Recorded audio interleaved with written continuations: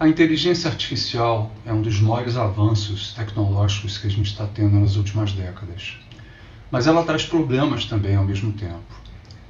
Qual vai ser o limite ético, o limite da privacidade e o limite do conhecimento, da autonomia humana em relação a essas ferramentas?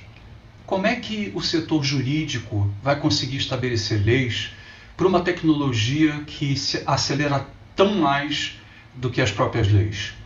Oi pessoal, aqui é Sérgio Hart da Cena Digital em mais um vídeo da série Transformação Digital Academia em Cena. Hoje a gente vai conversar com o professor Glauco Arbix, professor titular do Departamento de Sociologia da Universidade de São Paulo e responsável pela área de Humanidades do Center for Artificial Intelligence, USP, IBM, FAPESP.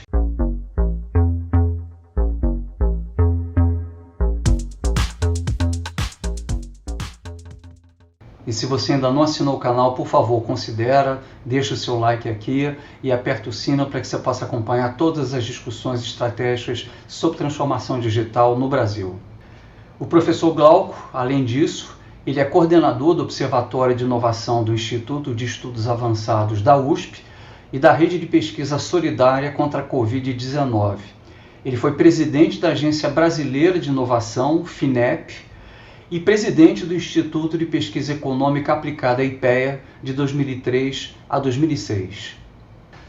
Professor Glauco, muito obrigado pela sua presença aqui com a gente. E eu gostaria de fazer a primeira pergunta já, que é a seguinte: a gente sabe que as empresas estão cada vez mais utilizando tecnologias para a captação de dados dos clientes, né? E para aprimorar o conhecimento dos gostos e dos hábitos, né? A gente tem tecnologias como Machine Learning, Analytics, IoT, combinados ou não, como exemplos disso. E o que elas precisam fazer para administrar corretamente a privacidade desses dados, em vez de simplesmente culpar os algoritmos, né, como o senhor falou numa conversa anterior? Bom, veja, Sérgio, as empresas precisam, antes de mais nada, elas precisam estar convencidas de que elas precisam usar a inteligência artificial. Várias tecnologias de inteligência artificial disponíveis, que são eficientes e que podem ser utilizadas pelas empresas. E aplicações são centenas e centenas de aplicações, em todas as áreas. Não tem um setor da economia que é mais propenso ou tem um ambiente mais favorável. Essa é uma das características exatamente da inteligência artificial. É uma das tecnologias mais promissoras que a humanidade já criou na sua história. E, ao mesmo tempo, ela apresenta problemas e coloca questões que precisam ser respondidas por todos nós.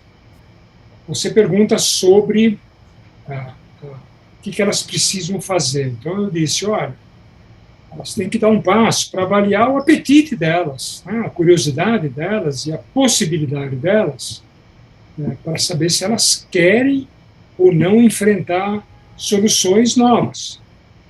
Você sabe, Sérgio, que soluções novas nem sempre elas funcionam automaticamente. A inteligência artificial não tem nada a ver com plug and play. Algumas são mais simples, outras são bem complicadas.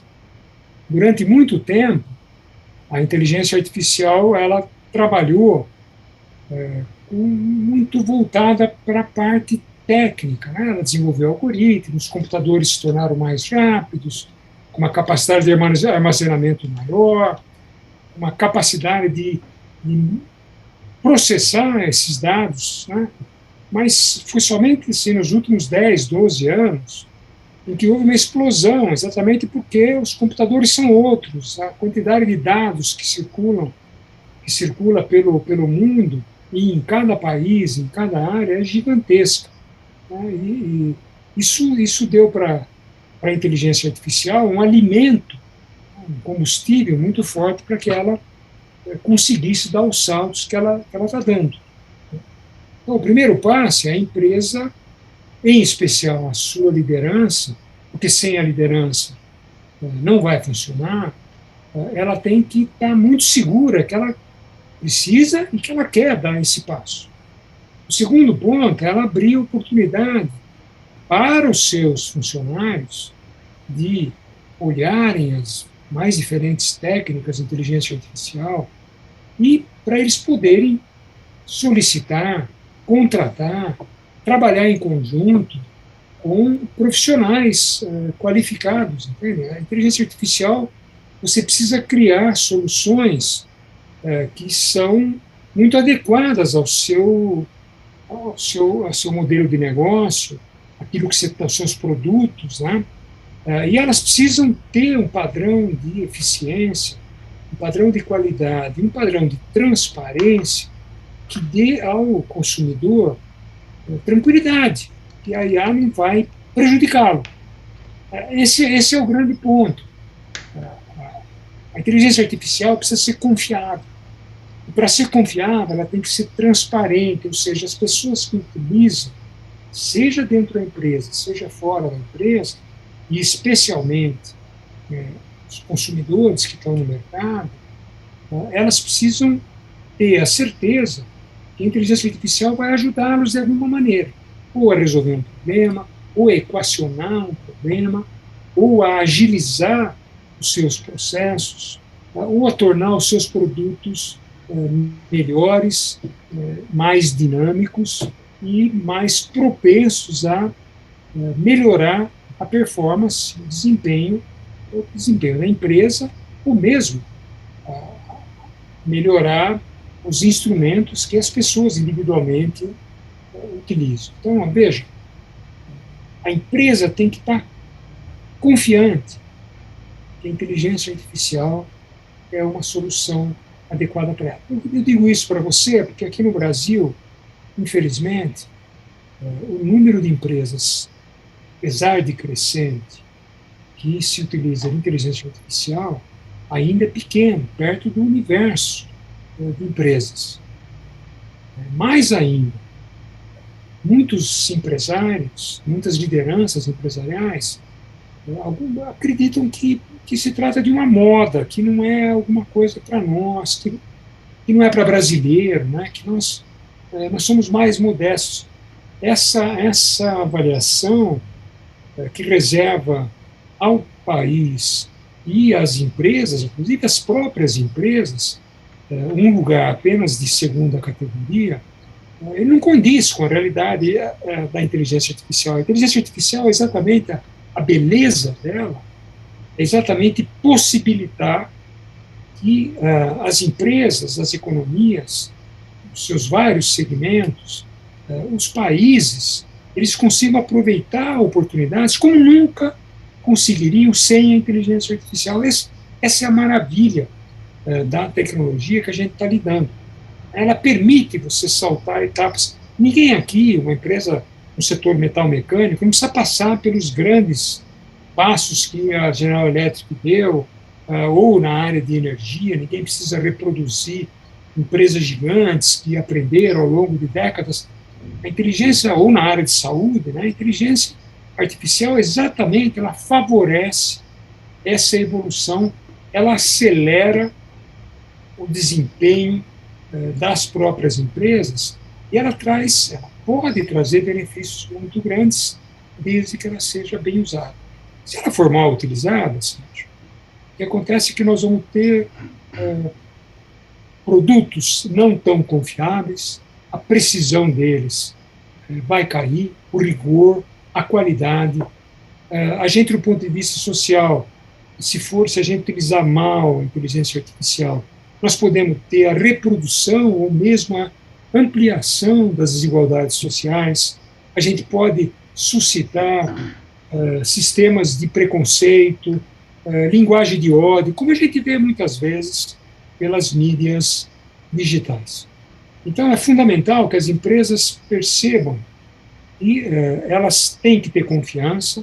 Segundo lugar, é uma decisão estratégica delas, que não deve começar, eu insisto nisso, não deve começar pela parte técnica, deve começar exatamente por ouvir os segmentos, o pessoal da área jurídica, o pessoal da área de concepção de produtos, a maneira o corpo gerencial, a alta gerência da própria empresa, aqueles setores que mexem com design, né, com as concepções dos produtos e da atividade da empresa, o setor de recursos humanos, a gestão de pessoas.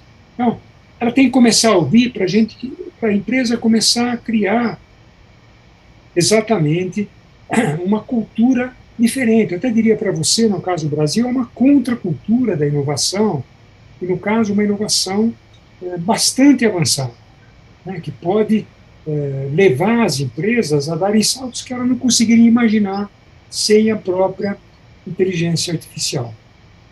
As experiências mais recentes são muito elucidativas. Eu falei para você dos últimos 10, 12 anos. Por quê?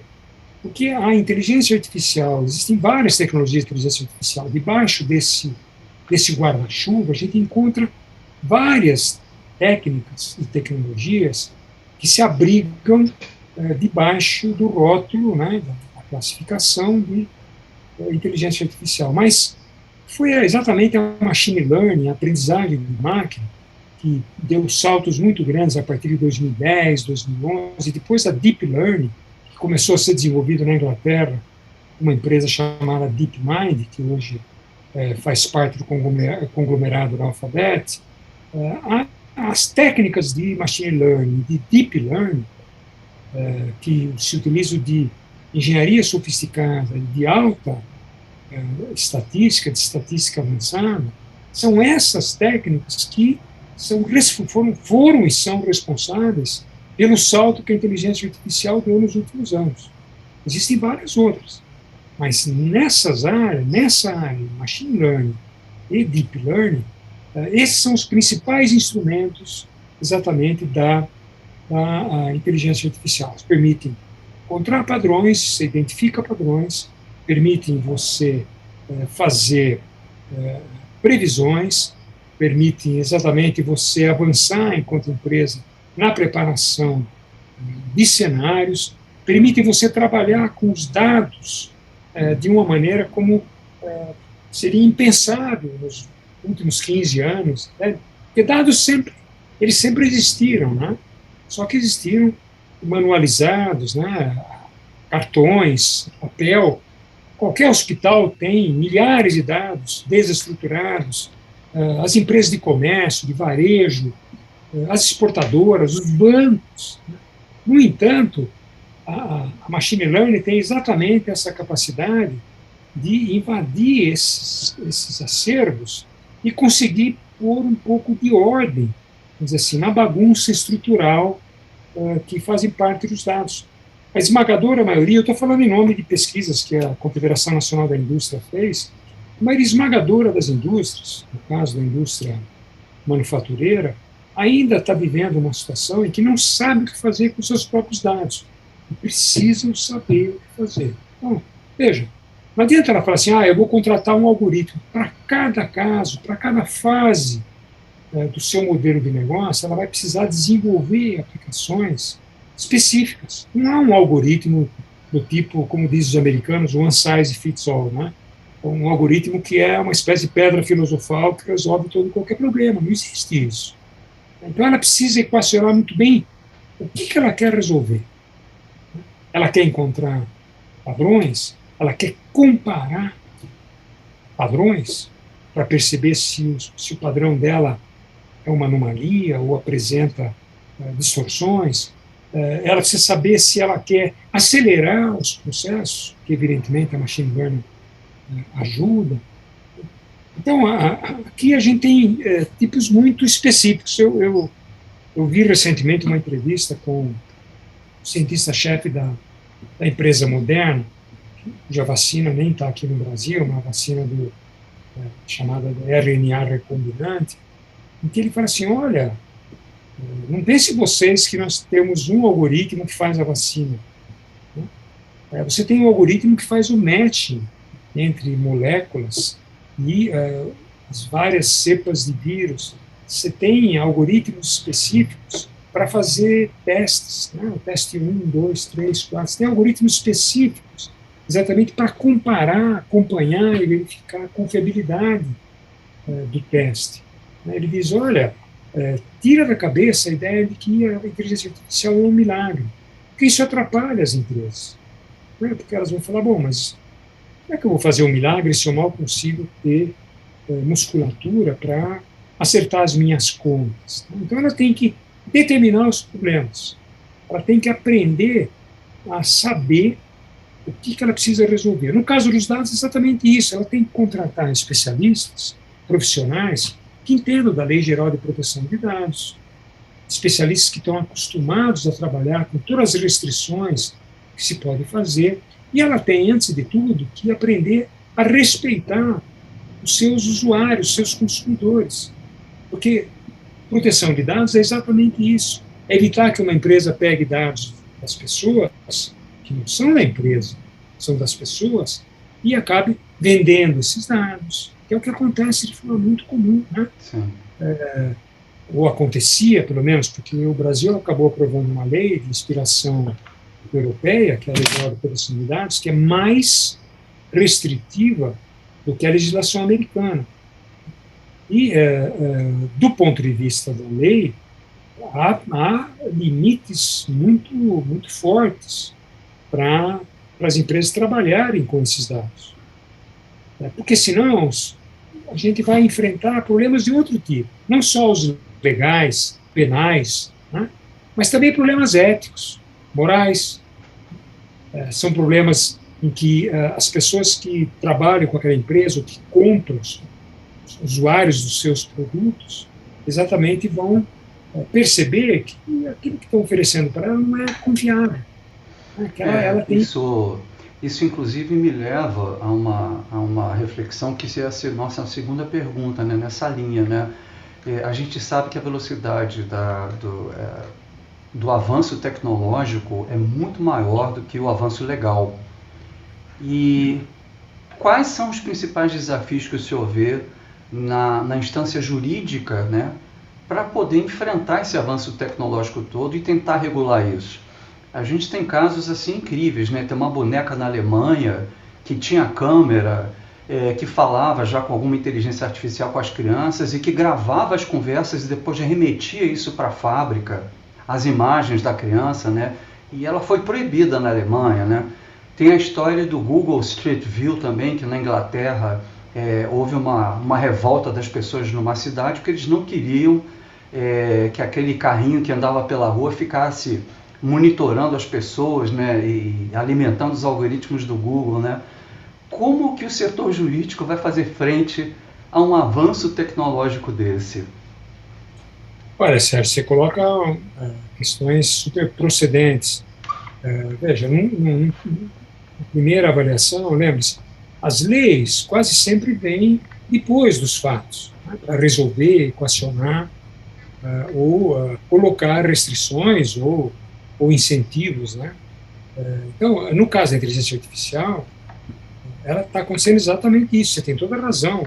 A legislação está muito mais lenta do que a evolução das tecnologias. Se pergunta quais são os desafios. O primeiro desafio que a machine learning coloca, veja, como o próprio nome diz, aprendizagem de máquina, significa que você, diferentemente de como era feito no passado, em que as máquinas, você tem que modificar o software delas para elas conseguirem adotar um comportamento diferente. Então, você tinha uma máquina que jogava xadrez, o que você fazia? Você enchia o software com os grandes mestres do xadrez no mundo inteiro, e a máquina trabalhava um pouco tendo como referência esse potencial que ela acabou recebendo, né? O alimento dela, dados. Né? Mas quando tinha alguma questão nova, que as pessoas são criativas, as pessoas são inventivas, coisa que as máquinas têm muita dificuldade de ser, né? O que acontecia é que a máquina emperrava, ela não conseguia ganhar vamos dizer assim, do campeão seguinte. Hoje a realidade é muito diferente. As máquinas aprendem, quando elas aprendem a distinguir um cachorro de um gato, ou um gato de uma raposa, como é que elas fazem isso? Os algoritmos são alimentados com milhares, milhões, às vezes, de fotos de cachorro, de gato, de raposa. E elas aprendem, veja, para a máquina isso não significa nada, não é um cachorro, não é um gato, não é uma raposa. Assim como identificam a gente no aeroporto e dizem, né, aparece lá a partir do meu reconhecimento facial que eu sou Glauco, o computador não faz a mínima ideia e nem está interessado em saber que é o Glauco. O que ele faz? Ele decodifica a minha face, ou a cara de um gato, de um cachorro, de uma raposa, compara com o padrão de gato, cachorro, raposa e diz: isso aqui é um gato, isso aqui é uma raposa, isso aqui é um cachorro. No meu caso, ele vai dizer: esse é o Glauco, porque supostamente eu teria características únicas. O padrão, os pontos digitalizados, né? O padrão que a estatística acaba identificando, mostra que eu sou Glauco, eu não sou o Sérgio. O Sérgio tem outro padrão. Então, aí reside um problema muito grande, certo? Por quê? Porque se a máquina que está aprendendo, a pergunta é, quando ela erra, o problema é de quem? Veja, o direito sempre trabalha com atribuição de responsabilidade. Então, quando você tem uma distorção, ou um erro, ou um equívoco, você tem muita dificuldade de identificar o responsável. Porque o responsável vamos dizer assim, aquele que alimentou o algoritmo, aquele que fez o algoritmo, aquele que vendeu para a empresa o sistema, é a legislação que não está boa, ou o responsável é o próprio algoritmo. Tem gente que diz isso, né? Só que é um pouco estranho, porque se tiver que chegar às vias de fato, ninguém pode imaginar aprender um algoritmo em algum lugar.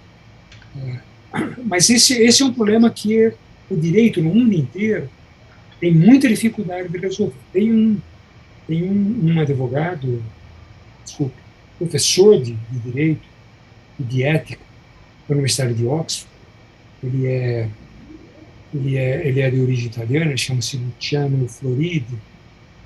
Ele é uma das pessoas que trabalha de uma maneira, uma das mais avançadas para resolver essa questão. Ele e a equipe dele, por exatamente desenvolver uma teoria do direito que trabalha com a responsabilidade compartilhada. Não é fácil. Porque a responsabilidade compartilhada é fácil quando você fala assim, não, metade você, metade eu. Mas normalmente não é assim. No mundo da inteligência artificial não é metade, meio a meio. Né? Então, a atribuição de responsabilidade ela acaba colocando novos problemas, que é o problema da proporção da responsabilidade. Só sabe o que isso me lembra? Aquelas questões trabalhistas, né, da corporação que tem uma empresa terceirizada e o funcionário terceirizado, né, que na hora que ele quer processar alguém, a contratante, a corporação, o cliente acaba tendo que pagar também por uma questão de responsabilidade solidária, né? Vamos ter que entrar nesse mérito aí, né? Só que com uma complexidade maior, né? Você tem toda a razão. Mas é sempre bom lembrar que, no caso, você tem também como responsável o algoritmo. Eu queria explicar, se você me permite, um segundo isso. A machine learning, em especial os métodos de deep learning, eles operam em redes, né? São pontos relacionais que se espalham em camadas. Quanto maior o número de camadas, mais a precisão é maior desses algoritmos, seja para identificar padrões, seja para fazer previsões, né, ou predições, como se diz. Né? O problema que tem é que, a partir de um dado momento, em técnicas que se utilizam no deep learning, ninguém consegue saber exatamente quais foram as relações que o algoritmo estabeleceu. Não é que ninguém, mas o criador do algoritmo sabe, não, nem ele sabe. A partir da 7ª, 8ª camada, que são milhares, ele não consegue saber, porque o algoritmo vai estabelecendo relações que são super importantes. Tem um caso que eu relato para você vê que tem semelhança com o que você falou. Eu vivi muito isso na época que eu fazia pesquisa na indústria automobilística, quando a Volkswagen criou uma fábrica de caminhões em Resende, né, que ela trouxe todos os fornecedores para dentro da fábrica e deu uma confusão trabalhista gigantesca. Mas veja, no caso, você tem um problema. maior, que é o problema de que você nem sempre consegue identificar a decisão do algoritmo. Por que ele tomou aquela decisão? É o que se chama a falha de transparência do algoritmo. Do ponto de vista técnico, isso é chamado o problema da black box. Né? É um algoritmo que vive uma dimensão em que você tem aquilo que é chamado uma espécie de caixa preta. Ninguém consegue devassar. Em várias tentativas. Até hoje ninguém conseguiu resolver esse problema a contento. É um problema real.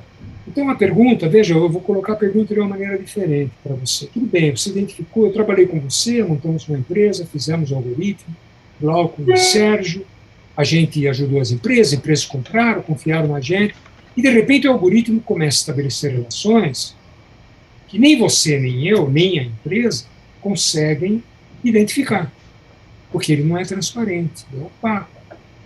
A pergunta é, de quem é a responsabilidade?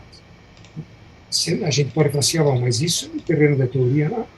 Vou dar um exemplo para você, não vou citar o nome de uma empresa gigante de meios de pagamento, que criou uma espécie de aplicativo de pagamento, que, ao mesmo tempo, esse aplicativo de pagamento, ele tinha meios de conceder crédito, para que as pessoas exatamente pudessem pagar. Aquilo que é uma atividade trivial na área de comércio. Eu comprei um bem qualquer que custa X, e eu não tenho como pagar X, eu vou dividir X 6 vezes, 5 vezes, 10 vezes, depende da avaliação que se faz de mim.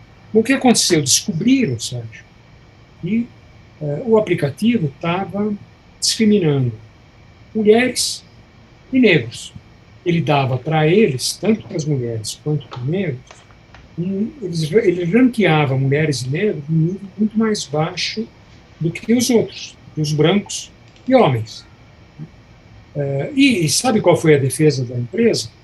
A defesa da empresa foi o seguinte: olha, tem algum problema porque nós não utilizamos variáveis de gênero nem variáveis de raça ou de pele para a gente exatamente montar o nosso algoritmo. A gente trabalha com outras variáveis. E a mágica era o seguinte: a empresa que criou o algoritmo, uma empresa bem grande, viu, Sérgio? Você pode encontrar isso na internet, a defesa dela. Ela diz, mas eu não usei essas variáveis. Não tem como dar problema de gênero, de raça, se eu não utilizei. Pois é, mas o seu algoritmo utilizou. O seu algoritmo foi buscar relações que estavam fora. Por quê? Porque ele estabelece relações dentro do universo que ele é alimentado. E ele é alimentado com milhares de dados. E esses dados levaram o algoritmo a trabalhar por mecanismos e caminhos diferentes. É como se eu dissesse para você, a empresa não criou o padrão de gênero, mas o algoritmo acabou criando um padrão, ele acabou criando um padrão de gênero. Deu uma confusão muito grande.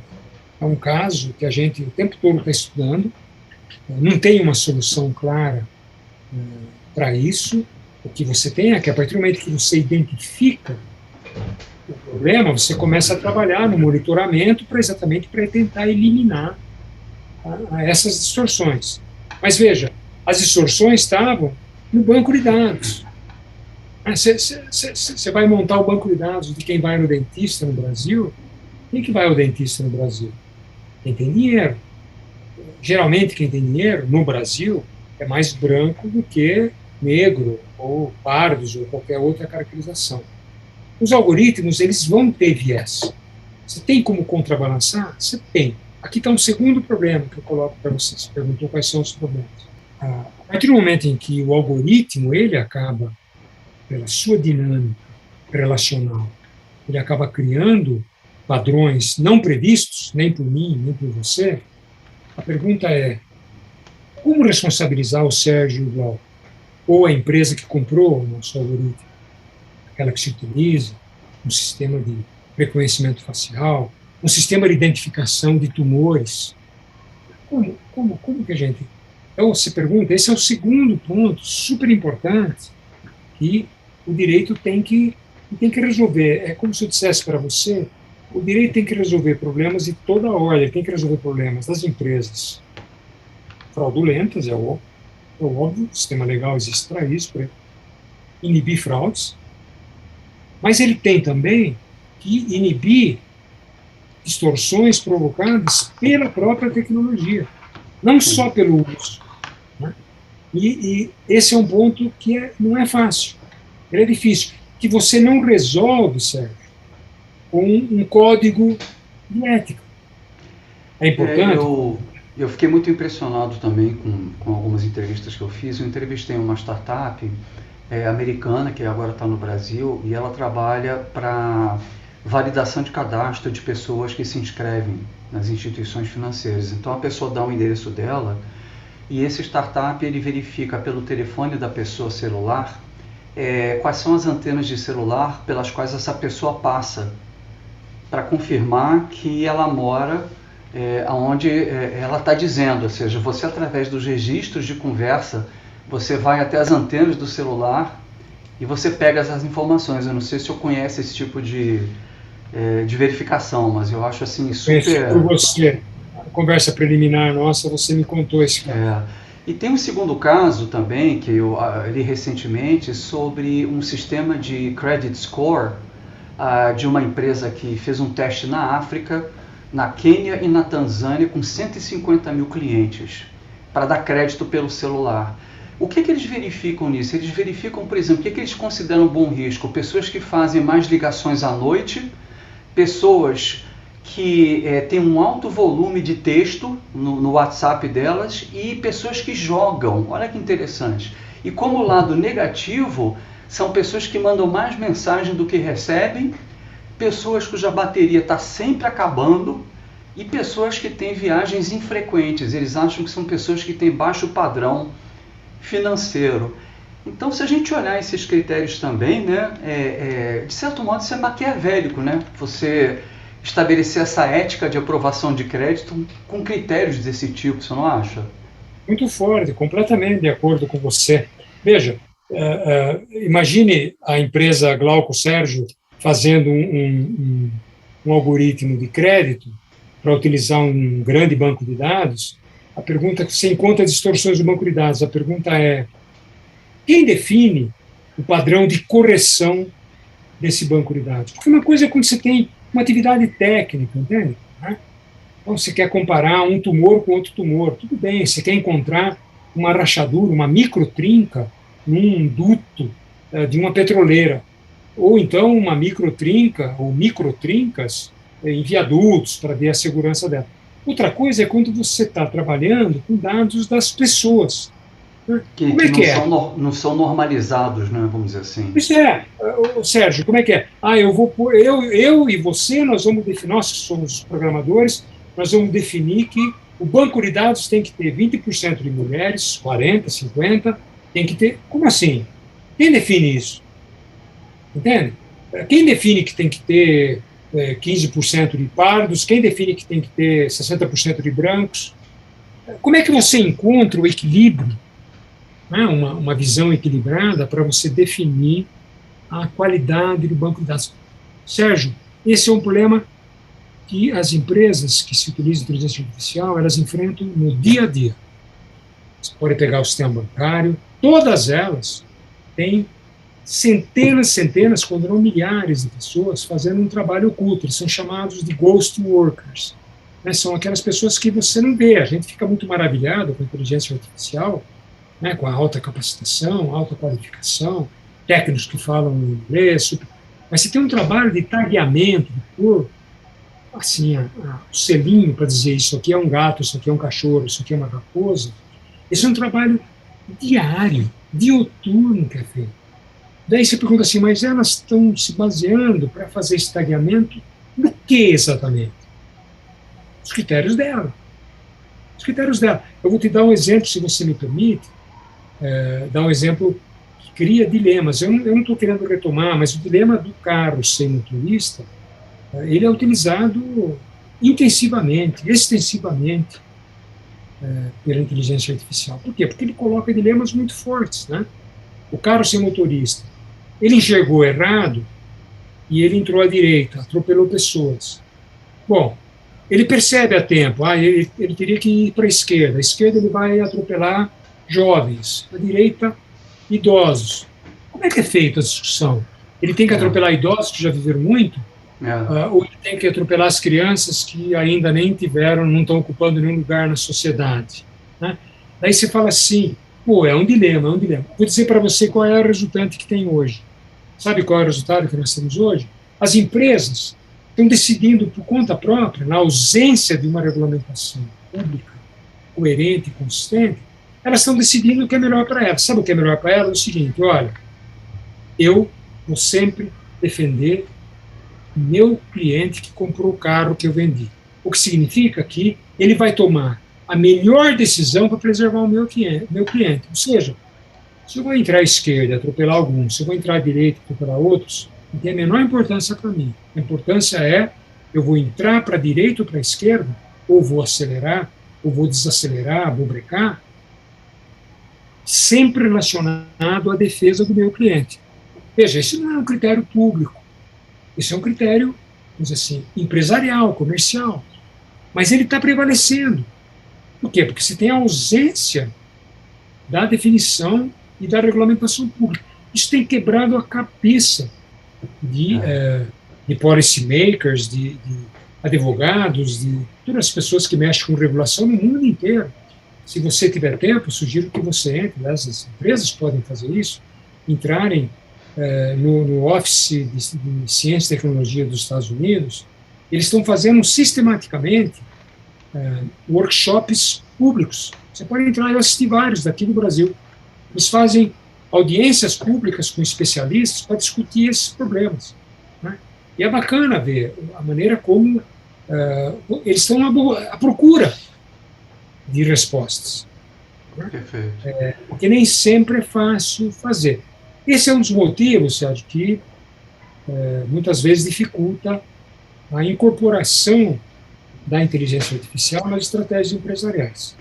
Evidentemente, as empresas vão pesar vantagens, né, benefícios, com seus prejuízos, né, os seus problemas.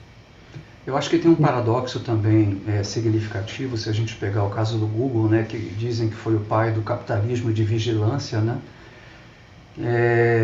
As empresas de tecnologia que descobriram o filão da propaganda, né, do leilão de propaganda, né, para você aparecer nas pesquisas, elas vivem disso. Então, quanto melhor for o algoritmo delas, mais elas vão faturar, né? Assim como o Google triplicou, quadruplicou seu faturamento, se a gente considerar, desde que eles foram criados, né, em 98, e a partir de 2000 e pouco, eles começaram a faturar muito.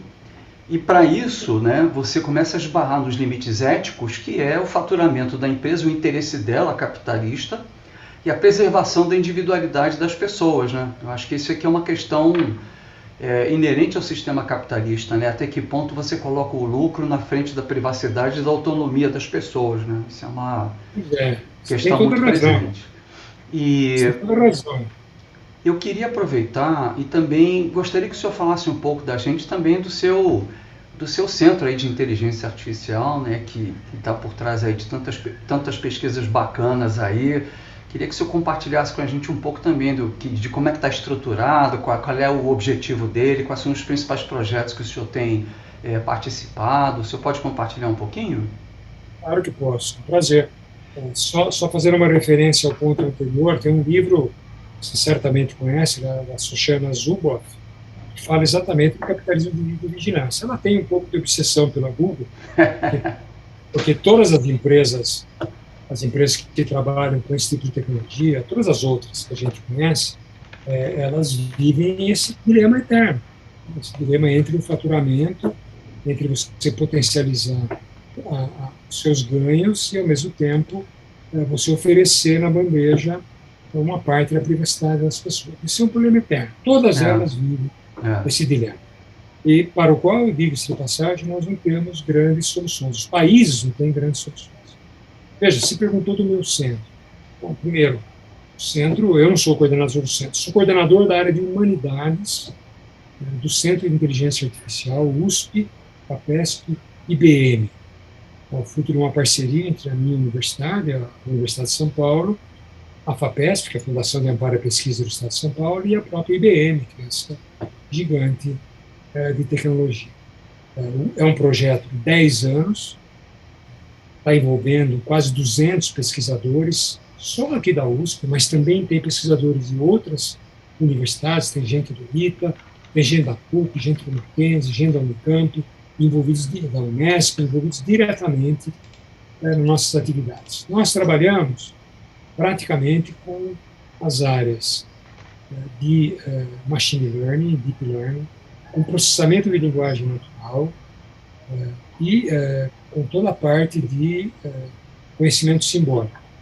Aqui, do ponto de vista temático, nós mexemos com a parte toda de sustentabilidade, que envolve energia, envolve atividades muito fortes na área dos oceanos, a Amazônia. Depois, o segundo ponto é saúde, que tem um acordo muito grande com o INCOR, aqui da Faculdade de Medicina da USP, que eles estão desenvolvendo tanto wearables quanto sistemas de acompanhamento de pacientes críticos com cardiopatias bastante graves e que precisam ser acompanhados e, ao mesmo tempo, precisam ser notificados e terem condições de notificar os médicos ou algum tipo de assistência, caso eles entrem em situações mais graves.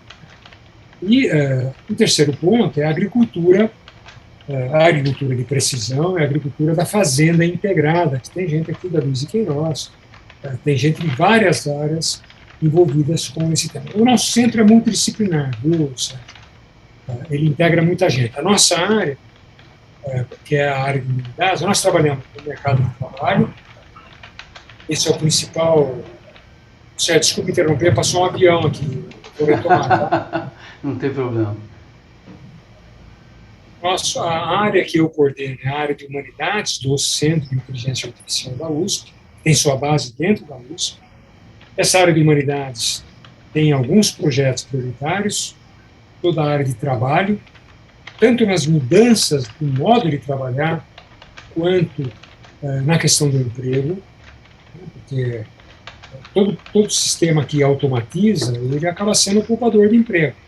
Se ele vai criar ou não novos empregos em novas áreas, ainda é uma promessa, né? Então, nós trabalhamos muito nessa área, tem uma área toda de ética corporativa, tem uma área toda de relação máquinas-humanos. Foi engraçado, porque exatamente pegou, eles trabalham na área de smart toys, né, brinquedos inteligentes, exatamente para dar conta da questão que você levantou, do brinquedo que recebe confidências das crianças, ou conta para o pai aquilo que a criança não queria que contasse, ou coloca na nuvem, daí vem um hacker e transforma a criança num alvo de algum predador, certo? Você tem vários problemas envolvidos. Nós temos um trabalho grande na área de jornalismo, toda a discussão de fake news, toda a discussão daquilo que é factual, daquilo que é verdadeiro, daquilo que é falso, né, o peso que tem isso. E temos um projeto grande na área de reconhecimento facial. Estamos tentando abrir novas áreas, mas por enquanto são essas com as quais nós trabalhamos.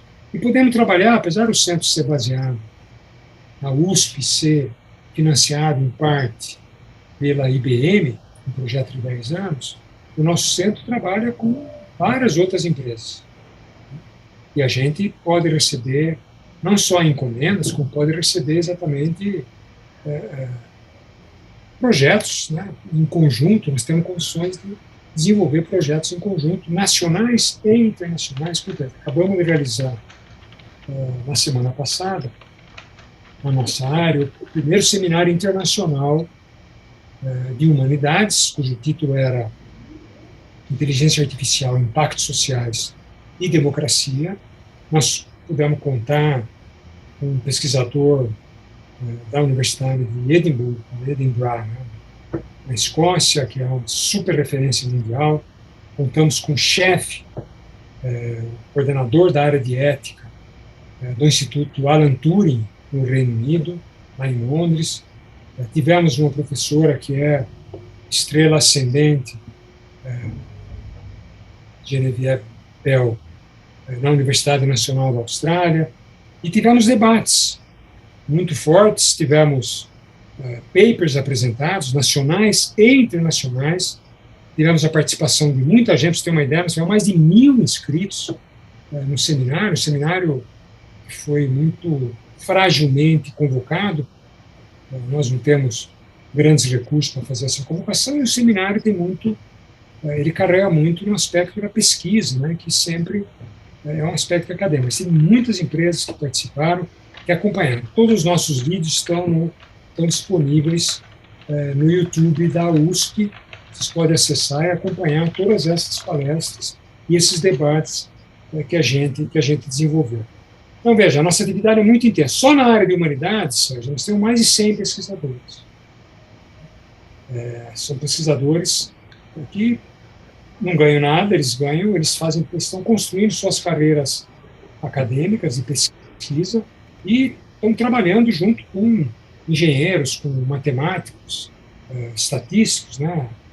Qualquer dia eu convido você, se você tiver tempo, porque você está no Rio de Janeiro, mas se você vier a São Paulo, eu convido você para visitar as instalações do centro, são muito bonitas. Com muito prazer. Lá no complexo da USP, chamado Inova USP. Aliás, qualquer empresa pode solicitar a visita, é só entrar em contato comigo, eu coloco vocês em contato com quem faz as visitas, ou eu mesmo vou fazer a visita junto com as empresas. É um ambiente bastante interdisciplinar, tem gente de todas as áreas, psicólogos, antropólogos, sociólogos, ao lado de engenheiros, físicos, químicos, matemáticos, médicos, tem gente de todo tipo, né? Durante a pandemia, nós tivemos uma participação muito forte na área de ajudar o acompanhamento epidemiológico. Então, nós desenvolvemos algo para identificar as pessoas, no caso do distanciamento social, para onde elas estavam indo, baseados em dados tanto das operadoras quanto de empresas como a Google, e também de empresas que fazem acompanhamento de telefonia via GPS. Nós desenvolvemos softwares para a parte toda de virologia, para identificar os vírus novos. Teve desenvolvimento de software para identificar, diagnosticar COVID a partir da intensidade e da tonalidade da tosse das pessoas. Tem um número enorme de aplicações que a gente acabou desenvolvendo. Nós ajudamos e trabalhamos muito com os engenheiros da Politécnica, exatamente para desenvolver os respiradores, que parece que é uma máquina que só bombeia ar, está longe de ser isso, ela tem que ter uma sensibilidade muito alta, exatamente para poder ela se autorregular de acordo com a necessidade do paciente. Parece que é uma máquina simples, não é à toa que ela é bem cara, e a USP desenvolveu um respirador a um preço 10, 12 vezes menor do que os preços de mercado. Então, a gente teve uma atuação bastante intensa, ficamos muito contentes com isso. Veja, ninguém ganhou nada com isso. Foi um trabalho voluntário que nós fizemos.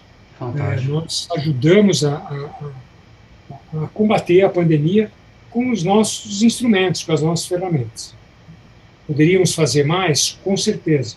Nós não estávamos preparados, assim como ninguém estava preparado, nenhum país está preparado para a pandemia. Mas pode ter certeza, na próxima, que vai existir, na próxima nós estaremos mais bem preparados para enfrentar e para ajudar a população a se defender, né, Sérgio? É tudo que ela precisa. Com certeza. Professor, estamos chegando aqui ao final da entrevista e eu queria lhe agradecer muitíssimo essa riqueza de informações e de conceitos aí que o senhor está trazendo para a gente.